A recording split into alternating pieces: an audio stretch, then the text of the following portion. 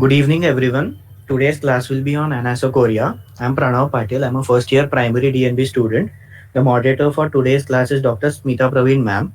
The pupil is the opening at the center of the iris that allows light to enter the eye. There are two muscles which control the size of the pupil, which are sphincter pupillae muscle, which is supplied by the parasympathetic system, and dilator pupillae muscle, which is supplied by the sympathetic system. This is an image showing the light reflex pathway. The rods and cones stimulate the retinal ganglion cells.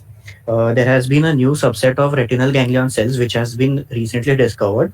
They are called as intrinsically photosensitive retinal ganglion cells. They contain melanopsin and they get directly stimulated by light. Hence, in diseases where photoreceptors are damaged, light reflex may still remain intact. These intrinsically photosensitive retinal ganglion cells are responsible for the steady state constriction to light. The impulses are further carried by the optic nerve, and at the optic chiasm, there's a decussation of the nasal and the pupillary fibers, which then are carried by the optic tract and then reach the pretectal nucleus. The pretectal nucleus is at the level of superior colliculus. An important point to note here is that the afferent pupillary fibers leave the optic tract before lateral geniculate body, and hence isolated lesions of geniculate body, optic radiation, and visual cortex generally do not affect the pupil size or reactivity. From the pretectal nucleus, supply goes to bilateral Edinger-Westphal nucleus, and although the supply from pretectal nucleus to the Edinger-Westphal nucleus is bilateral, predominant supply to an Edinger-Westphal nucleus is from the contralateral pretectal nucleus. From the Edinger-Westphal nucleus, preganglionic parasympathetic fibers arise and they course along with the third nerve nucleus. In the subarachnoid portion of the third nerve, pupillomotor fibers are superficially placed and hence they are more vulnerable to compression and infiltration at these sites. The pupillomotor fibers then accompany the inferior division of the third nerve and eventually with the nerve to inferior oblique and then synapse in the ciliary ganglion wherein the postganglionic fibers arise. They are contained within the short ciliary nerves which then supply the ciliary muscle and sphincter pupillae. This is the image showing oculosympathetic pathway. It is composed of three neurons. The first order neuron originates in the posterolateral hypothalamus. It descends down and synapses in the C8 to T2 celospinal center of Budge and Waller, from where the second order neurons arise. The second order neurons uh, course along the apex of the lung and course through the sympathetic chain, cervical sympathetic chain, and synapse in the superior cervical ganglion. From the superior cervical ganglion, third order neurons arise and they course along the internal carotid artery through the cavernous sinus. Then, for some portion, they course along with the sixth nerve, then along the nasociliary branch of the V1. There is the ophthalmic branch of trigeminal nerve. Then, along the long ciliary nerves, they supply the dilator pupillae muscle. Coming to the near reflex, for near reflex, the stimulus is an out of focus, blurred retinal image.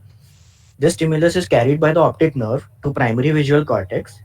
The primary visual cortex is then going to stimulate the lateral suprasylvian area and peristriate areas 19 and 22. This in turn is going to stimulate the rostral superior colliculus. The rostral superior colliculus is going to stimulate midbrain near response neurons, which are of three types. It's going to stimulate the pretectum. The pretectum in itself is going to stimulate the Edinger-Westphal nucleus, causing accommodation and meiosis. The mesencephalic reticular formation is going to get stimulated, which is going to cause convergence, and the raphe interpositus nucleus is going to get stimulated, which will cause visual fixation. An important point to note here is that the near reflex fibers are located more ventrally than the light reflex fibers, which are located more rostrally in the Edinger-Westphal nucleus. 97% of the parasympathetic output is to the ciliary muscle and only 3% of the parasympathetic output is to the sphincter pupillae. There is a roughly 30:1 ratio of the fibers supplying the ciliary muscle and sphincter pupillae. Coming to the today's topic, anisocoria. Anisocoria is an asymmetry of pupil size of more than 1 mm.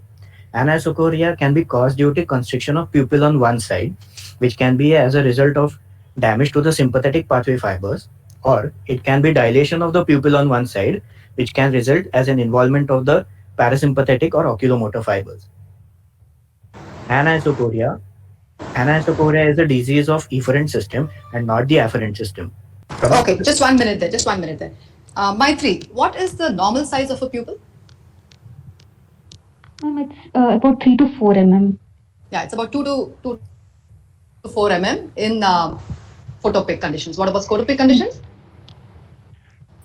It's around 6 mm, ma'am. This, yeah, a little more. It's about 7 to 8. Yeah. Yes. Okay, good. Do you know how you measure pupil size? Maybe we'll discuss that Ma'am, later. Yeah, let's go ahead. Yeah. Yeah, okay. Not bad. Let me listen. What? Ma'am, using a pupilometer. Okay, that's one. Then? Okay, I think Pranav will illuminate us a little bit later. Let's go on. Filter. Okay. And? Wavefront analysis. Okay. Okay, fine. Go ahead, Pranav. Anisocoria can be classified on basis of the size of the abnormal pupil. One of the pupil can be myotic, one can be mydriatic, or it can be a physiological anisocoria. The causes where one of the pupil is smaller are Horner syndrome, installation of topical myotics in that eye, iridocyclitis, and little old ADs. The causes of anisocoria when one pupil is larger are third nerve palsy, acute AD stonic pupil, the use of topical sympathomimetic or topical parasympatholytic drug, and sphincter damage. This is an algorithm which outlines our approach to anisocoria. So whenever we come across a patient with anisocoria, we have to elicit proper history and do the proper examination. Of relevance in history are histories of ocular trauma or surgery, use of any topical medications, and exposure to drugs and toxins. We have to also check for old photographs to see for the progression of anisocoria. We have to do a thorough ophthalmic examination and elicit ocular and neurological symptoms and signs like ptosis and diplopia. So whenever we come across a patient with anisocoria, the most important thing to determine is which pupil is abnormal. To determine which pupil is abnormal, we have to examine the pupil in light as well as in dark. In the first part of this talk, I'll be dealing with anisocoria which is worse in dark, and in the second part of this talk, I'll be dealing with anisocoria which is worse in light. If we have an anisocoria which is worse in dark, which means that the dilation is abnormal and that the sympathetic system is damaged. If the sympathetic system is damaged, there will be the pupil will be smaller due to preponderance of the parasympathetic system, and hence the smaller pupil will be abnormal. In a patient in whom anisocoria is worse in dark, we have to check for dilation lag, and also we have a couple of pharmacological tests which help us differentiate between the causes of anisocoria which is worse in dark. Anisocoria worse in dark is typically seen in Horner syndrome and physiologic anisocoria, and I'll be going in more detail about these conditions in the next few slides. Coming to physiological anisocoria, physiological anisocoria is usually visible in about 1/5 of the normal population. It's not associated with any disease or any refractive errors, and it may vary from day to day. It can be seen in about 10% of normal subjects examined in room light and can have an anisocoria of about 0.4 to 0.8 mm. The anisocoria can be equal in dark and light, or it may be more in dark, and there is no typical dilation lag. Anisocoria usually decreases on light exposure. So during wakefulness, the reticular activating formation inhibits Edinger-Westphal nucleus, and hence pupils are maintained in a mid-size. During sleep, there is lack of inhibition of Edinger-Westphal nucleus, and hence pupils are myotic in sleep. If during wakefulness there is asymmetric inhibition of Edinger-Westphal nucleus, one pupil will be larger. However, on light exposure, this inhibition of the Edinger-Westphal nucleus is overcome, and hence on light exposure there is no anisocoria. Yes, it's important to remember that physiological anisocoria is never more than 1.5 millimeters. Okay, so you can't have a 3 mm difference and say it's physiological. Please go on. This is a 46-year-old male who presented to our OPD with history of acute left upper eyelid drooping, left-sided ear ache, eye pain, and neck pain with associated numbness of cheek and altered taste sensation, all since 2 weeks. Okay, just hold on. Nila, can you just describe your findings, whatever's visible in the slide? Yes, ma'am. There is left-sided ptosis. Mild, moderate, severe? Anisocoria. Mild ptosis. Mild ptosis.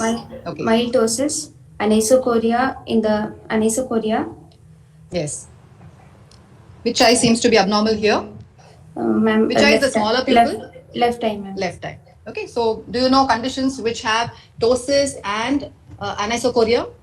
Yes, ma'am. Horner syndrome. One is very much here. One is Horner's. Any other condition where you can have ptosis and anisocoria? Third nerve palsy. Third nerve Yes, palsy. Pallavi, how do you differentiate a third nerve palsy, ptosis anisocoria from this one? Ma'am, we in Just the 2 points. Just 2 points. Yes, ma'am. In third nerve palsy, there will be limitations of extraocular muscles also. No, just going by ptosis and anisocoria. What is the amount of ptosis in third nerve usually? It will be like full. Yes, Full severe ptosis, ptosis ma'am. into severe ptosis. And what is the anisocoria? Meiotic or mydriatic? It will be mid-dilated Yeah, pupil. so it's a dilated pupil, right? So dilated pupil and severe ptosis goes more in favor of a third nerve, and a small pupil with a mild ptosis goes in favor of HS. Okay, carry on. So from the history, we can make out that this is a left-sided Horner syndrome patient.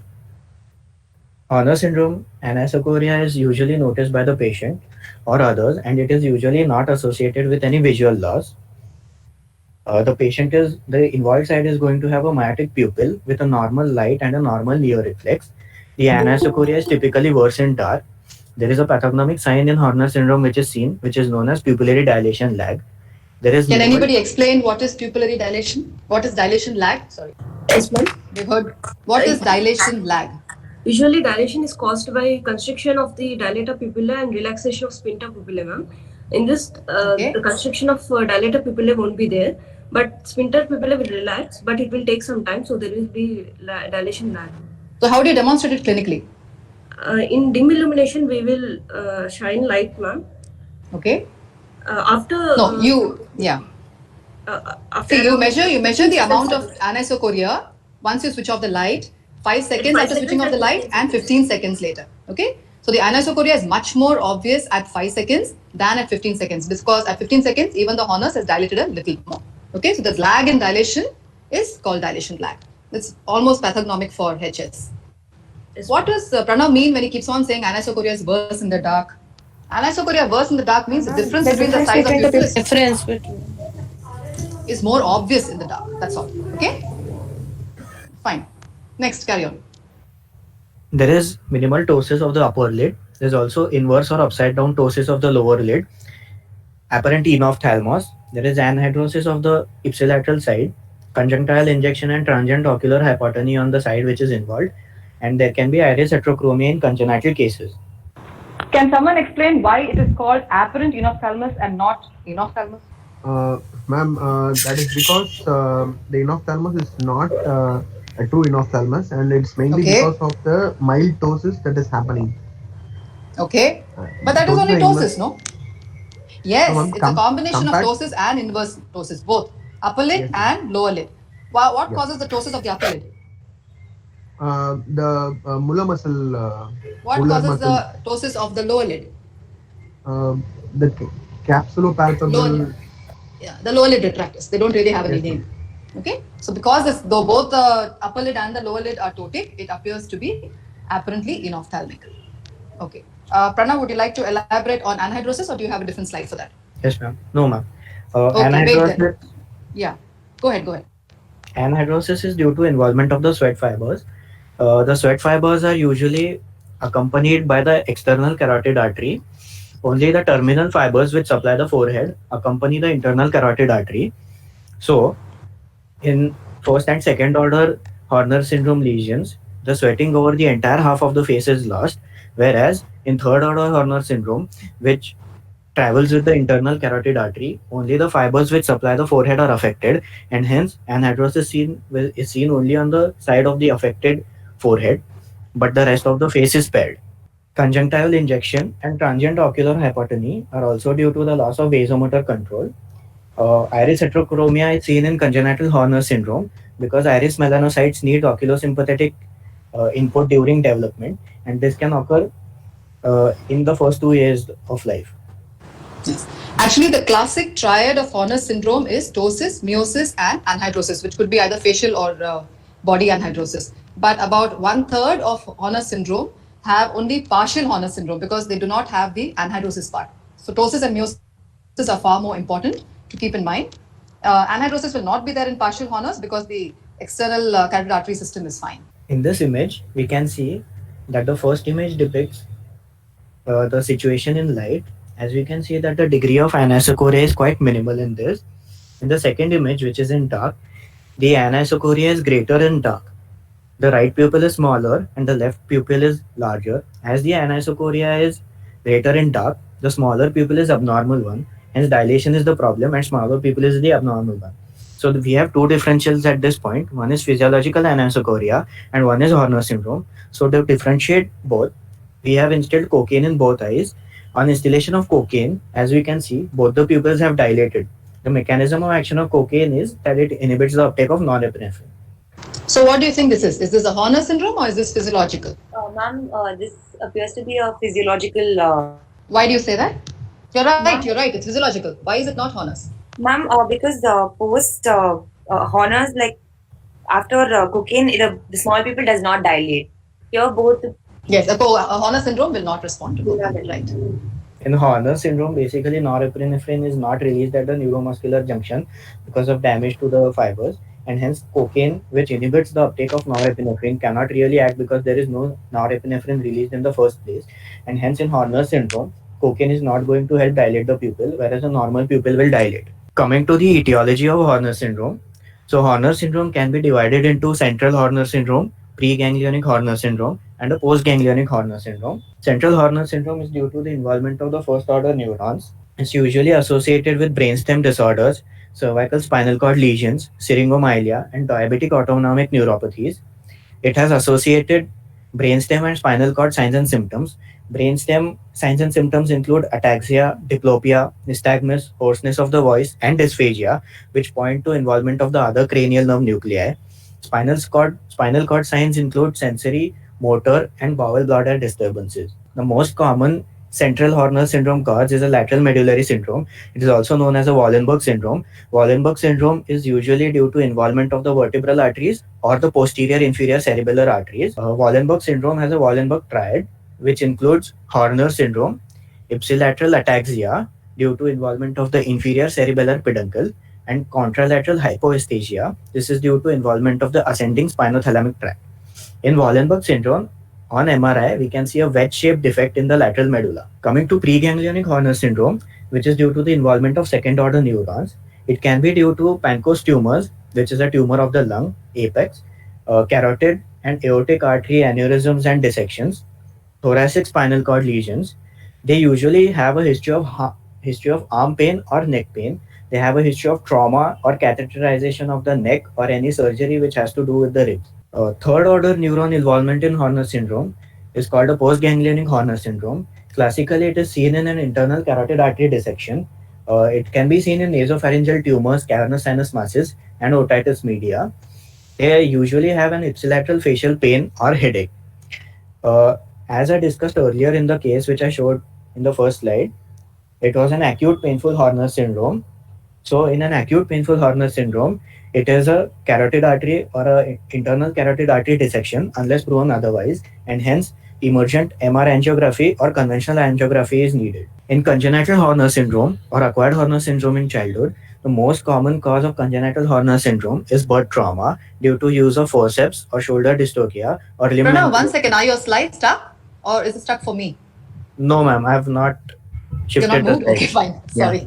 The most common cause is birth trauma due to the use of forceps or shoulder dystocia or limb manipulation. In a Horner syndrome in childhood, which is not due to birth trauma, we have to suspect an occult neuroblastoma. Congenital Horner syndrome usually have a few peculiar signs. They have heterochromia iridis. As I mentioned earlier, the development of iris melanocytes needs oculosympathetic input, and hence on the involved side, the iris will be hypochromic.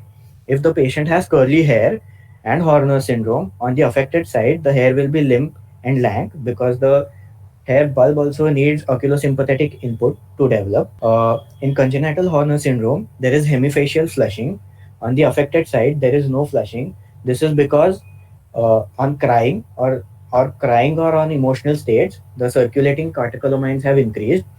On the affected side, due to denervation hypersensitivity, the vessels respond more to circulating catecholamines and hence they constrict, causes blanching on that side and flushing on the opposite side. The heterochromia can classically occur if the sympathetic innervation is interrupted at birth or during the first year of life. The pharmacological testing of Horner syndrome is a very important test so that we can confirm and localize both the lesions. Apraclonidine and cocaine are used to confirm the diagnosis of Horner syndrome, whereas phenylephrine and hydroxyamphetamine are used to localize the diagnosis. Apraclonidine is a strong alpha 2 agonist and a weak alpha 1 agonist. It causes stimulation of alpha 1 receptors. The Horner's pupil is going to dilate due to upregulation of the alpha 1 receptors, but the normal pupil will not dilate. Apraclonidine testing is contraindicated in infants because it crosses the blood-brain barrier and it causes CNS depression. Apraclonidine also has an extended duration of action, and hence no further pharmacological testing for Horner syndrome can be done for the next 3 to 5 days. Since apraclonidine requires upregulation of alpha 1 receptors, it usually takes 1 to 2 weeks to become positive and hence is not useful in acute cases. In apraclonidine, reversal of anisocoria is diagnostic, which I'll show you in the next slide. Coming to cocaine blocks the reuptake of norepinephrine from postganglionic fibers. The normal pupil is going to dilate, but a Horner's pupil will not dilate as norepinephrine is not released, as you all saw in the previous slides. Cocaine is used in acute cases, and an increase in anisocoria of more than 1 mm is diagnostic of a Horner syndrome. Cocaine will also block the action of hydroxyamphetamine, and hence if we have done cocaine testing, we cannot do hydroxyamphetamine localization for at least 48 hours. Phenylephrine 1% and hydroxyamphetamine 1% are used to localize the lesions. Phenylephrine causes stimulation of the adrenergic receptors, and hence a normal and a preganglionic Horner syndrome will not dilate.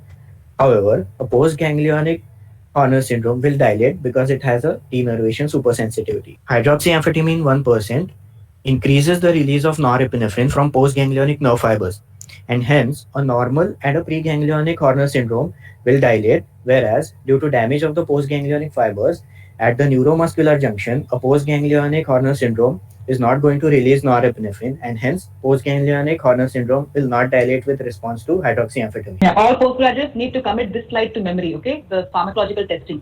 It is very theoretical, but it's extremely important.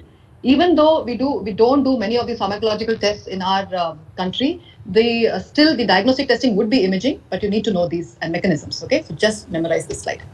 In this image, we can make out that the left eye is ptotic and also myotic. So we have concluded that it's a Horner syndrome. We are suspecting that this is a Horner syndrome. On testing apraclonidine 0.5% in both the eyes, the left eye dilates much more than the right eye. This is known as reversal of anisocoria.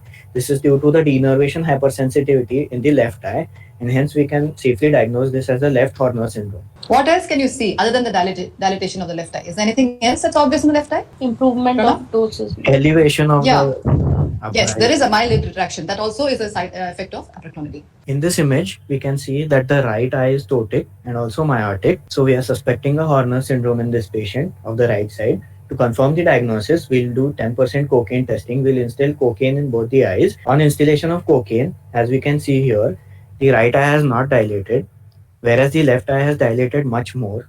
This is because in a Horner syndrome, there is no release of norepinephrine and hence no blockage of reuptake, and hence non-dilation of the right pupil points to the fact that this is a right-sided Horner syndrome. In a known case of Horner syndrome, this is a right-sided Horner syndrome. We want to localize the lesion, and hence we'll perform hydroxyamphetamine 1% testing. The right pupil is ptotic and myotic, and hence on hydroxyamphetamine instillation, the right pupil has dilated to a very large extent, and hence we can safely conclude that this is a preganglionic Horner syndrome, which has a intact postganglionic third order neuron. Coming to the evaluation of adults with Horner syndrome, the localization of Horner syndrome and the clinical diagnosis, we have reached inspecting and eliciting the history, asking for signs and symptoms relating to the first order, second order, or third order neurons, and we have localized the lesion on the basis of pharmacological testing. We have localized the lesion, then we can do only targeted imaging of that area. If we cannot localize the lesion either clinically or by pharmacological means, we have to use conservative or a shotgun approach. In cases which cannot be localized, we do a combined chest, neck, and a vascular neck imaging, which is called a conservative approach. In cases where we suspect something in cases where we cannot find any cause, we can also have a shotgun approach. As you all know, usually a shotgun is used when you have to just point and shoot, because the shotgun is going to spray pellets into the person who is getting hit. So you are not caring more about the accuracy but only hitting the target. So in a shotgun approach, we are going to combine head imaging, neck imaging, and chest imaging along with vascular neck imaging. As I mentioned earlier, a painful Horner syndrome is always a dissection unless proven otherwise. Hence, if we have a painful Horner syndrome, we have to do emergent vascular neck imaging. In central cases where we suspect a brainstem stroke or a spinal cord lesion, in those cases also emergent imaging is needed. In cases of smokers, middle-aged patient or elderly patients with associated brachial plexus signs, we suspect a Pancoast tumor, and hence we'll do chest imaging in those patients. Coming to the evaluation of children with Horner syndrome, as I mentioned earlier, the most common cause of Horner syndrome in children is birth trauma. So if we can rule out that the Horner syndrome is not due to birth trauma, the most important lesion that we need to suspect is an occult neuroblastoma, and hence we need to palpate the neck, upper chest, axillae, and abdomen for masses. As I mentioned earlier, apraclonidine cannot be used in children less than 2 years of age, but because it crosses the blood-brain barrier and it will cause CNS depression. In cases where we can localize the Horner syndrome, non-emergent directed imaging should be performed. As with adults, in cases where we cannot localize the lesion and we think that this is not an emergent lesion, we can combine chest and neck MRIs and also add urine VMA and HVA testing, which are specific for neuroblastomas. However, they are not positive in many of the cases. Sensitivity is quite less. Or again, we can have a shotgun approach, which combines head, neck, and chest imaging along with vascular neck imaging. So we are done with the part of anisocoria, which is worse in dark. So we are done with Horner syndrome and physiological anisocoria. And in this next part of the talk, I'll be dealing with anisocoria, which is worse in light. Since anisocoria is worse in light, the constriction of the pupil is abnormal, and hence we can safely conclude that the parasympathetic system is involved. If the parasympathetic system is damaged, there is unopposed action of the sympathetic system and tells us that the larger pupil is the abnormal pupil. Whenever we come across an anisocoria, which is worse in light, the first thing we have to do is check for any ptosis and extraocular muscle movement. If there is ptosis and there is restriction of the extraocular muscle motility, we can conclude that it's a third nerve palsy. An isolated dilation of the pupil or a mydriatic pupil and an anisocoria which is worse in light without any ptosis or ophthalmoplegia is not going to be a third nerve palsy. It's going to either be an AD stonic pupil or a pharmacological anisocoria, or it can be a structural damage to the iris. In this image, we can see that the right upper eyelid is completely ptotic. There is frontalis overact. In this image, on manually elevating the lid, we can see that the eye is down and out, and the pupil is much more dilated than the left. So this is a case of right third nerve palsy. In third nerve palsy, Pupil involving third nerve. You have to use that word. Pupil involving third nerve. right pupil involving third palsy. Yeah. Whenever we say pupil involving for whatever kind of palsy, we mean anisocoria, okay, not RAPD. RAPD pupils are always normal in size. A pupil involving third nerve palsy is going to have internal ophthalmoplegia, which includes a mydriatic pupil with absent reflex, light reflex, and an absent near reflex. It's also going to have ptosis, deficits in elevation, adduction, and depression, which is the external ophthalmoplegia. So third nerve palsy can either be a pupil involving one or a pupil sparing one. Pupil sparing palsy is usually a vasculopathic palsy, which is a microangiopathy due to either diabetes, hypertension, or hyperlipidemia. The anatomical importance of this is that the pupillary fibers are supplied by the pile blood vessels, whereas the main trunk of third nerve is supplied by vasa nervosum. So diabetes and hypertension, the microangiopathy is going to affect the vasa nervosum and not the pile blood vessels. And hence, in vasculopathic cases, the pupillary fibers will be spared. And hence, we have a pupil sparing third nerve palsy in microangiopathies. However, in 20% of the vasculopathic causes, pupillary fibers will be involved. However, the anisocoria in such cases is going to be mild. It will be only 1 to 2 mm, and light reaction may be minimally preserved in such cases. In pupil involving third nerve palsies, it can be either a nuclear lesion, a fascicular lesion, and most commonly it can be a lesion where the third nerve courses in the subarachnoid space. Subarachnoid pathologies like aneurysms, tumors, or any inflammation of the nerve are going to cause a pupil involving third nerve palsy. The most common cause being a aneurysm at the junction of the posterior communicating artery with the internal carotid artery. Hence, until proven otherwise, a non-traumatic pupil involving third nerve palsy is an aneurysm. And hence, if we have a non-traumatic pupil involving third nerve palsy, we have to do emergency CT angio or MR angio. However, the gold standard is a CT angiography. CT angiography is faster, it provides better resolution, and it can also detect some grade of small subarachnoid hemorrhage, and hence it is the gold standard investigation for a pupil involving third nerve palsy. In this image, we can see that on flashing light on the pupil in the first image, the pupil has not responded, it is mid-dilated. On adduction, the pupils have become myotic. This represents a light near dissociation. This is due to aberrant regeneration of the third nerve, which is also known as synkinesis. This image depicts a pseudo Archil-Robertson pupil. This is because the medial rectus or inferior rectus fibers connect with the postganglionic parasympathetic fibers which supply the sphincter pupillae. They cause an abnormal meiosis during adduction. The light near dissociation in this case is not due to the sparing of near fibers, but they are due to restoring of the near fibers due to aberrant regeneration. In such cases, on slit lamp examination, we can have segmental contraction of the iris, which is due to the aberrant regeneration, and this is known as the Czarnicki's sign. In this image, as we can see, on attempted depression, there is elevation of the right upper lid. This is known as a pseudo von Graeff's sign. Von Graeff's sign is lid lag on down gaze. It is usually seen in thyroid eye disease. In pseudo von Graeff's sign, there is lid elevation on attempted depression and adduction. We can see that on attempted abduction of the eyes, the palpebral fissure has narrowed. This is known as a pseudo or inverse Duane syndrome. In a Duane syndrome, we have narrowing of the palpebral fissure on adduction. Here, we have narrowing of the palpebral fissure on abduction. This is known as a pseudo or inverse Duane syndrome. The important point to note about aberrant regeneration is that it is seen in traumatic and compressive lesions and not in vasculopathic lesions. Aberrant regeneration can be of two types. It can either be primary or it can be secondary. Secondary aberrant regeneration usually has a preceding trauma, and then we can make out a temporal association between the trauma followed by aberrant regeneration. In primary aberrant regeneration, it is usually a slow-growing tumor, and hence the damage and the spontaneous regeneration happens simultaneously, and hence we cannot establish a temporal relation between the palsy and the aberrant regeneration, and hence in such cases, imaging is important to rule out any aneurysm or tumor. Coming to another important differential of anisocoria which is worse in light, which is a tonic pupil. Tonic pupil is usually noticed by the patient or friends of the patient. It's usually present in young women. It is normally painless. The patients have difficulty in reading, and difficulty in reading is because of paresis of the accommodation. They have difficulty focusing from near to far stimuli. This is due to the tonicity of accommodation.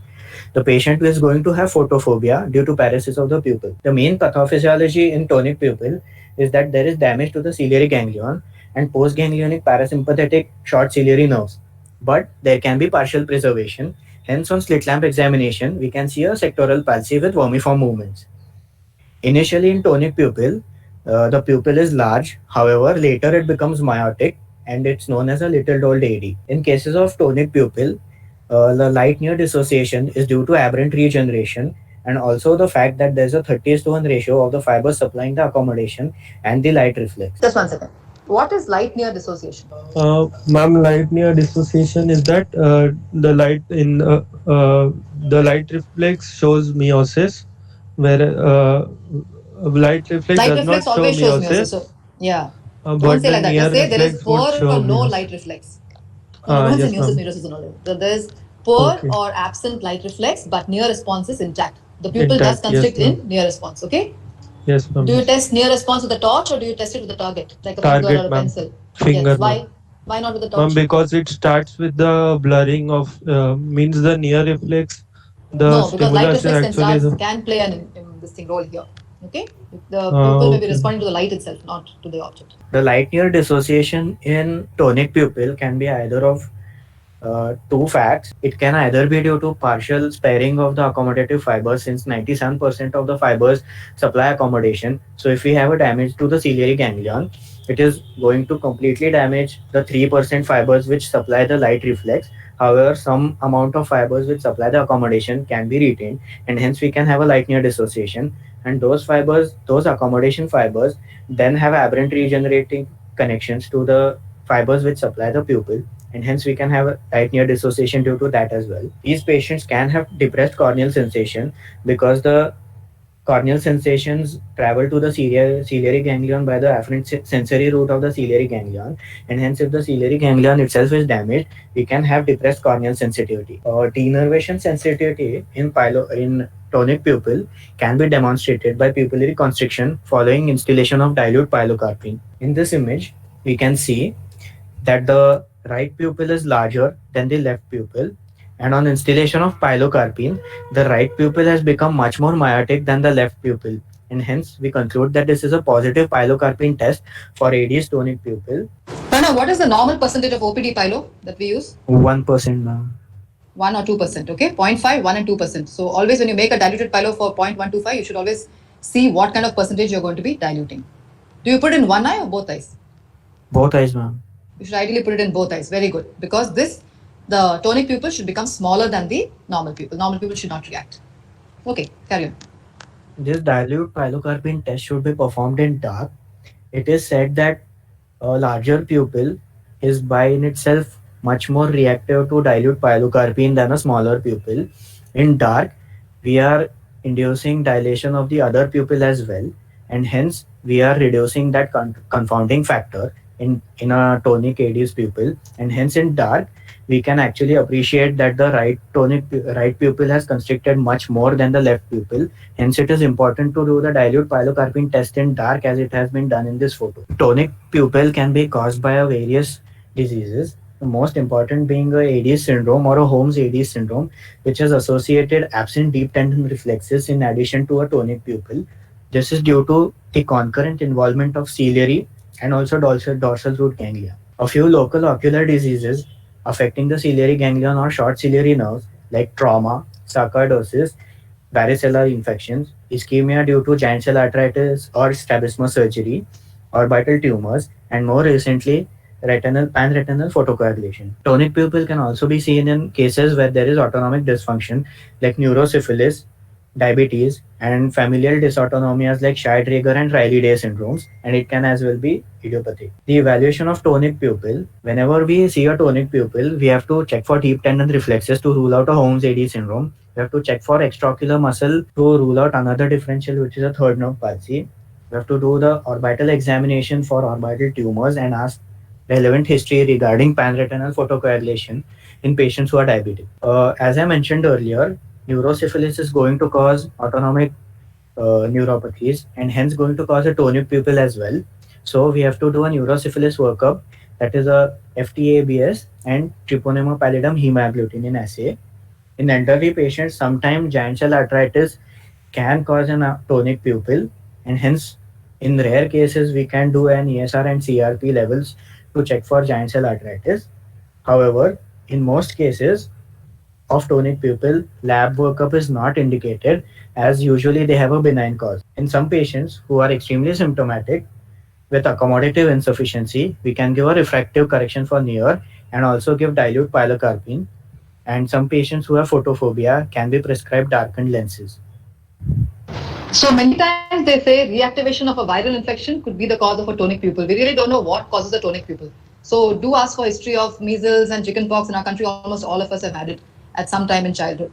Now, even COVID has been proven. COVID is after all a viral infection, right? So you do have tonic pupils following COVID. In this image, with the patient looking at distance, and when the light is shown, the right pupil is larger than the left pupil. On showing the patient his own finger, the patient has converged and there is meiosis of both the pupils. This is showing that there is a light near dissociation. Light near dissociation is due to an afferent defect and also an efferent defect, whereas anisocoria is typically only due to an efferent defect. Light near dissociation can be due to deafferentiation, and it is usually associated with visual loss in these cases. Light near dissociation due to afferent disorders can be due to involvement of the dorsal midbrain, In dorsal midbrain lesions, as I mentioned earlier, the fibers for the near reflex approach the Edinger-Westphal nucleus more ventrally, whereas the fibers for the light reflex approach the Edinger-Westphal nucleus rostrally. So selective involvement of only these fibers are going to cause involvement of the light reflex, and that is going to abolish the light reflex, but spare the afferent, spare the near fibers, and hence near reflex is going to be spared. In tonic pupils, there will be tonic redilatation and denervation supersensitivity to dilute pilocarpine. In tactile lesions, that is a dorsal midbrain syndrome or a Parinot syndrome, there will be sparing of the near reflex fibers and only involvement of the light reflex fibers.